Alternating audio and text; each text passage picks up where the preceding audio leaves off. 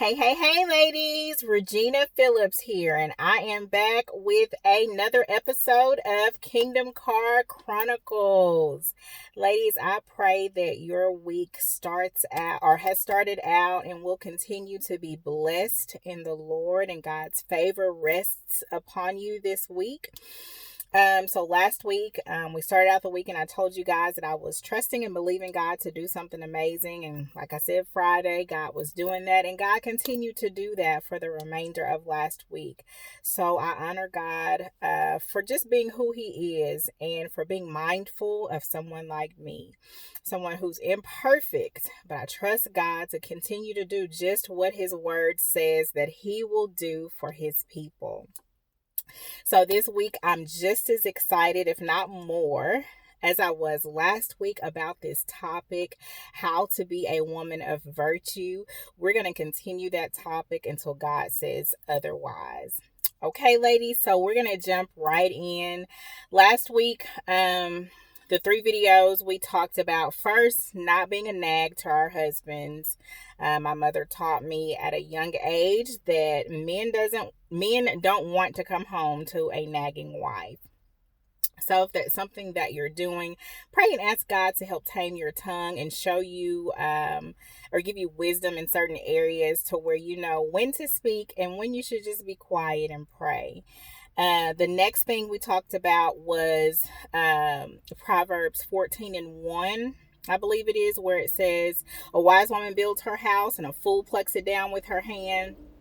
And that, it's important for us to make sure that we're building our house and we're not tearing it down with what we say, what we don't say, what we do, and what we don't do. Make sure that we're creating an environment that's comfortable for our husbands to come home.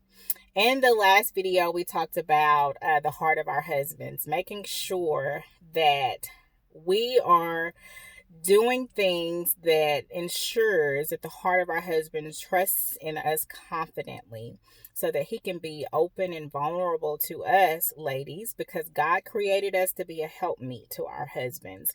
And so if we're not in a position to where we can help meet every need and to where our husbands feel confident coming to us, then we need to work on ourselves. So this week, we're going to just continue talking about those things.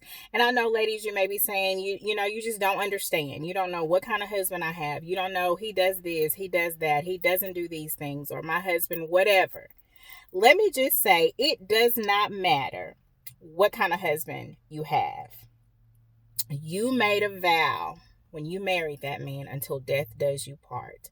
And so you need to ask yourself, does my husband's heart trust in me confidently? Does he rely on and believe in me securely? And I'm not talking about what he's doing or what he's not doing. We focus so much, ladies, on what we want our husbands to change.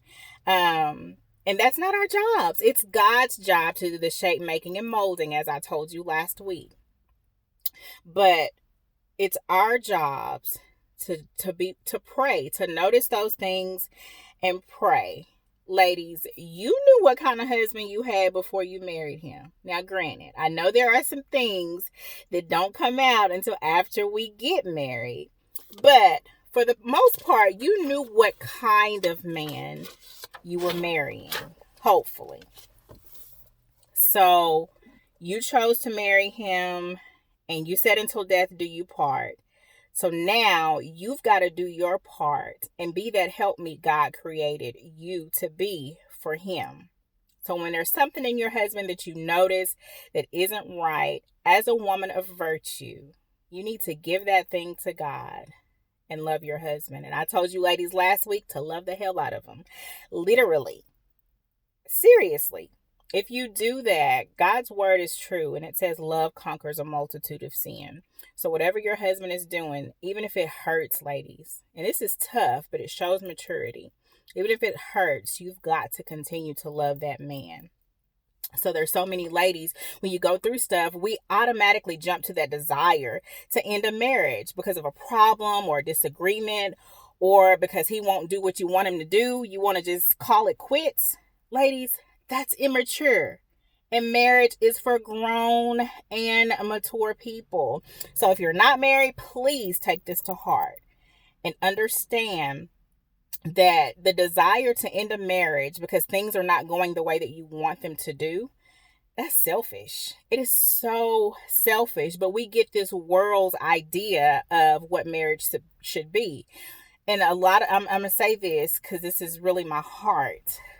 There's so many couples that get married and they focus on the wedding.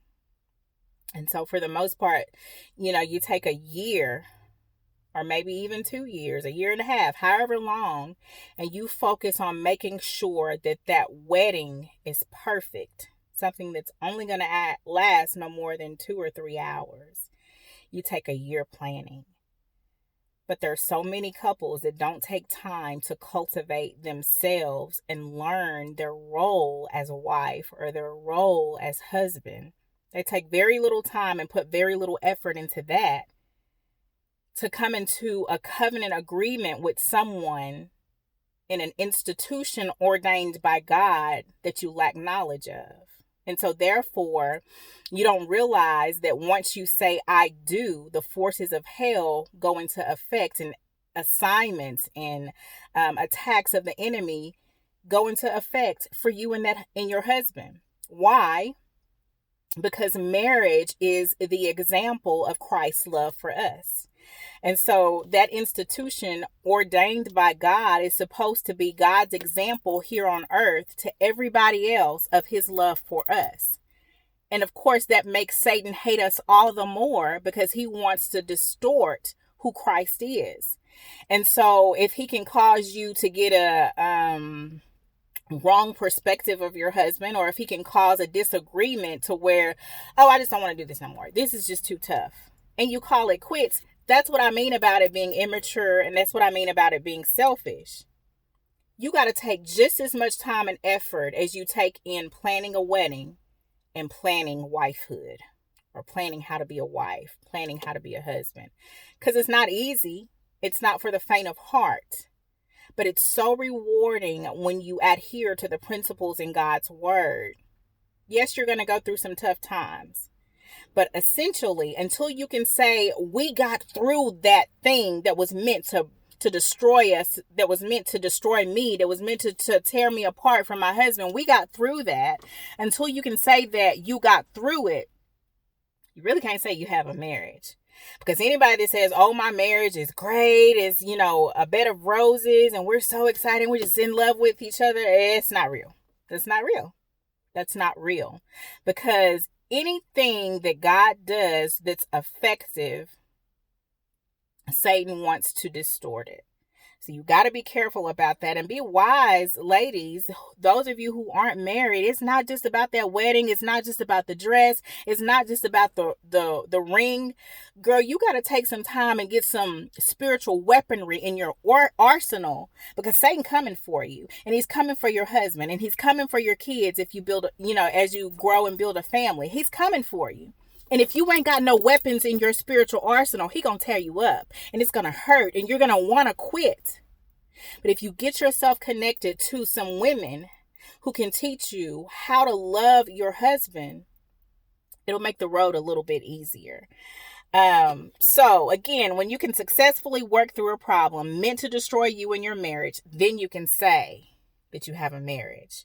So I just wanted to get that out there, because it frustrates me to see these young girls so caught up on the wedding, and they don't know what they're about to go into. They have no idea what it really takes to be a wife. They don't understand what it means to help meet the need of another person. We're looking for, a husband riding in on a white horse, or we're looking for that Captain Save the Day husband that's going to take care of everything, and it's going to be, oh my gosh, so much better because I've got this man now. You're going to marry somebody you can help. You're going to marry somebody that makes you question, Lord, did I make the wrong decision? If you've said that in your marriage, then you probably married the right man, because we are the helpmeet. When God made Adam, he realized he needed a helpmeet. So we women were created to fulfill a need in this earth for our men. And so that thing that you notice, that's what you got to work on. But that don't mean you got to open your mouth and nag your husband. That means you got to get on your face and seek God for revelation on what your position is to help him. Not to control him, not to make him do and be who you want him to be, but to help. Whatever area that is that you notice that may not be so pleasing. Okay. So we didn't even get to our verse today yet. So verse 12, Proverbs 31:12 says, she does him good and not evil all the days of her life. So ladies, if you're watching this video, that means you're alive and you're living and you're breathing. So that means God says is all the days of your life, as long as you are alive and living, that means you do your husband only good, and not evil all the days of your life. That's what God's word says. So let me ask you this question. When was the last time you comforted? When was the last time you encouraged your husband? Can you remember? And if you cannot, why? God's word says, as long as you have life in you, not as long as things are going well, not as long as he does those things back to you, or he does them first, not as long as he's doing what you want him to do, not as long as he's buying you the things you want him to buy. God says, as long as you have life in you. So unless you are the walking dead, sadly, many of you are, but we don't have time to even deal with that right now. But unless you're the walking dead, then you've got some work to do. Build your husband up. Help him to birth the vision that God has placed in him for your family. That's why God gave you the womb. Support his business. Support him in every endeavor that he seeks to do. Show him that he is the king. Our husbands are to be the priests of our home. I'll call my husband King Charles, up under the kingship of the King of Kings. He is my king. It's not your business, ladies, how he treats you, because you can't control that. But it's only your business how you treat him, how you respond to him. So you got to stop reacting and learn how to respond with that quiet spirit. You can do it. Is it tough? Yeah, real tough. But you can do it. So I know that there are some things that our husbands can do and say that hurt us. And we hear it all the time. Hurt people want to hurt people. But that's not going to get you to where you desire to be in your marriage. Let God heal you, and you've got to move forward in love no matter what your husband's done. I don't care what kind of husband you have. And when I say that, I'm not condoning abuse or mistreatment. But you're going to notice some flaws in your husband. You're going to notice some things that's not right. So I don't care who he is or what kind of man you got. You married him. You got some work to do. Marriage, ladies, is our first ministry. So if you ain't been working on your first ministry, then whatever you're doing in your church, whatever you're doing, extracurricular activities outside of your marriage, you need to let all that go and work on your marriage. God's word says to lay all of our care on the altar. Lay it at the feet of Jesus. Cast all of your cares on him because he cares for you. Just because you notice some things in your husband don't mean you have to carry the weight of that. God said to cast your cares on him, but you can continue to pray and learn how to encourage your husband and do him only good as long as there's life in you. So ladies, I'm going to stop right there today. I pray that this word blessed you. Remember, verse 12, she does him only good as long as there's life in her. So if you're watching this video, if you've heard what I said, then that means you're alive and you're well and you're breathing. You've got life in you. So go do something good for your husband. Comfort, encourage him. Do something you haven't done in a long time. Go love the hell out of that man. Until we talk again this week, ladies, I love you and I pray you have a blessed day.